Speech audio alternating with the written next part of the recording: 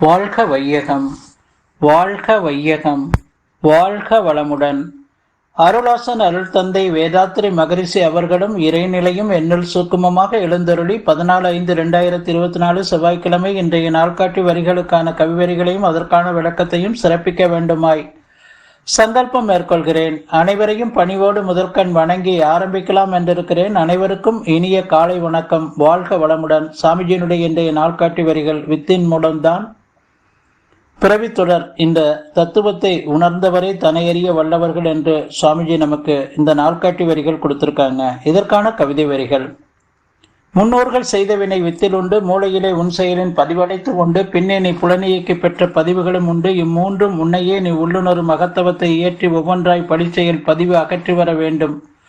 உன்னில் பதிந்துள்ள வினை பதிவுகளை நீக்க தணிக்க பொருள் செல்வாக்கு பயனாகாது உணர்வீர் என்று சுவாமிஜி இந்த கவிதை வரிகள் கொடுத்திருக்கிறாங்க. மகான் திருமூலர் சொல்லும்போது, தன்னை அறிந்த தத்துவ ஞானிகள் முன்னை வினையை முடிச்சை அவிர்ப்பர், பின்னை வினையை பிடித்து பிசைவர், சென்னையில் வைத்த சிவனருளாலே என்று மகான் திருமூலர் சொல்லிருக்காங்க. நாம் வினை பயன் ஒரு தேகம் கொண்டிருக்கிறோம். நாம இந்த மனித பிறப்பு என்பது நமக்கு முன்னாடி நம்ம அம்மா அப்பா இப்படியே தொடர்ந்து அந்த முதல் மனிதன் விலங்கின வித்திலிருந்து தோன்றி ஐயறிவிலிருந்து 4 அறிவு, 3 அறிவு, 2 அறிவு, ஓரறிவு தாவரம் தொட்டு தொடர்ந்து வந்த பல்கோடி பிறவிகள்ல வந்த அனைத்து பதிவுகளும் நம்முடைய ஜெனட்டிக்ல பதிந்திருக்கிறது. ஜெனட்டிக்ல பதிந்துள்ள அந்த பதிவுகள் இறைவன் பிளஸ் ஆணவம் கண்மம் மாயை. மனிதனாக இந்த பூமியில பிறந்து அந்த மாயையில ஆணவம் கண்மம் மாயை என்ற அந்த மும்மலங்கள் சஞ்சித பதிவு, பிரார்த்த பதிவு, ஆகாயமயமாக நாம் வாழ்ந்து கொண்டிருக்கக்கூடிய ஒவ்வொரு தனி மனிதரும் இதை புரிந்து கொள்ளணும். நம்மிடம் இருக்கக்கூடிய வினை பதிவு தான் இந்த ஒரு தேகம் கொண்டிருக்கிறோம். இந்த வினை பதிவை போக்குவதற்கு நாம பெரும் முயற்சி எடுத்து நம்மிடம் இருக்கக்கூடிய எல்லா கலங்க பதிவுகளையும் நீக்கி கொண்டா மனிதன் மைனஸ் ஆணவம் கர்மம் மாயை நாம் இறைவனாக நாம் உணர்ந்து வாழ முடியும். அந்த இன்ட்யூஷனை உணர்ந்து வாழ்ந்த மகான்களை தான் நாம இன்றைக்கும் அந்த புகழுடம்போடு நாம எல்லாரும் வணங்கி அவங்களுடைய கருத்துக்களை ஏற்று வாழ்ந்து கொண்டிருக்கிறோம். கொண்டு வந்த வினையை தொண்டு செய்து போக்கிக் கொள்ளணும். ஒவ்வொரு மைக்ரோ செகண்டும் நம் உடல், உயிர், மனம், அறிவு, இறையத்து தன்மைக்கு அந்த தெய்வீக நிலையிலேயே ஒவ்வொரு நாளும் நாம வைத்துக்கொண்டு வாழணும். நம்முடைய கடமையை சிறப்பாக செய்யணும். என் கடன் பணி செய்து கிடப்பதே என்று அப்பர் பெருமான் சொல்லுவாங்க. ஈகை நம்மளால முடிஞ்ச உடலால, அறிவால, பொருளாதாரத்தால நாம் அவ்வப்போது நம்மளால என்ன முடியுமோ அந்த உதவிகளை மற்றவர்களுக்கு நாம் செய்து கொண்டே இருப்பது ஈகை. இல்லற வாழ்க்கையில இருந்து இந்த மெய்ஞான நிலையை அடைய முடியாத ஒரு சூழ்நிலை ஆரம்ப காலகட்டங்கள்ல இருந்தது. அவங்க 4 வகையா பிரிச்சாங்க: பிரம்மச்சரியம், கிரகஸ்தம், வானப்பிரஸ்தம், சந்நியாசம் என்று. அது தூய தமிழ்ல சாமிஜி சொல்லுவாங்க: இளமை நோன்பு, இனிய இல்லறம், அகத்தவம், தொண்டு என்று. நல்ல குழந்தை பிராயத்துல நாம தொழிற்கல்வி, மொழிவழி கல்வி, பண்பாட்டு கல்வி எல்லாம் கற்றுக்கொள்ளணும். கற்றுக்கொண்டு நாம தொழில் செய்யணும். அதன் பிறகு இல்லற வாழ்க்கையில ஈடுபடணும். அதன் பிறகுதான் அகத்தவ காலம் என்று 3ஆக பிரித்து வைத்தாங்க.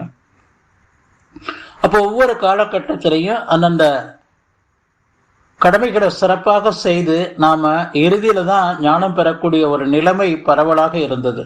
சாமிஜி அதை மாற்றுவதற்காக அரும்பாடுபட்டு நமக்கு இந்த எளிய முறையிலான மனவளக்கலையை கொடுத்திருக்கிறாங்க.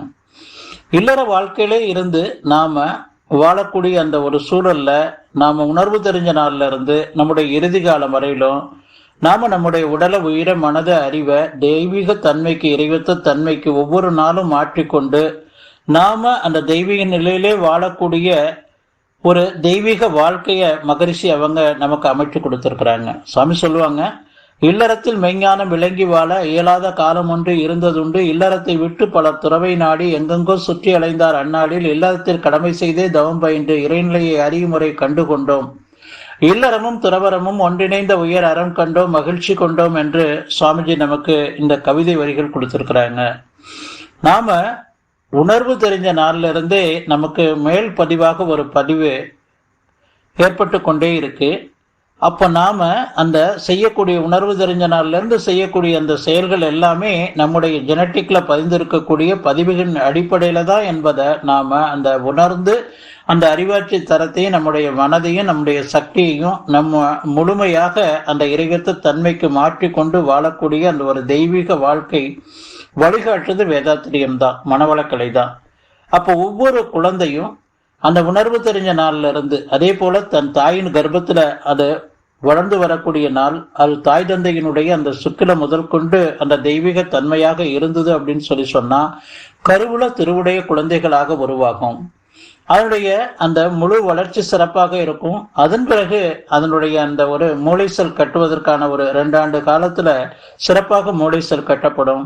அது பருவமடைகிற வரையிலும் 14 வயது வரையிலும் ஆண்களும் அந்த முழுமையான அந்த வளர்ச்சியும் சிறப்பாக இருக்கும். அடுத்து ஆன்மீகத்தில் ஈடுபட்டு நம்முடைய தியான பயிற்சியையும் காயக்கல்ப பயிற்சியையும் சிறப்பாக கற்றுக்கொண்டாங்கன்னா உடல் உயிர் மனம் அறிவு இறைவத்து தன்மைக்கு மாற்றிக்கொண்டு வாழும்போது நாம நம்முடைய அந்த முழுமை நிலை பெற முடியும் என்று சொல்லி நன்றியோடு நிறைவு செய்து கொண்ட இன்றைய சிந்தனையை வாழ்க வளமுடன், வாழ்க வளமுடன், வாழ்க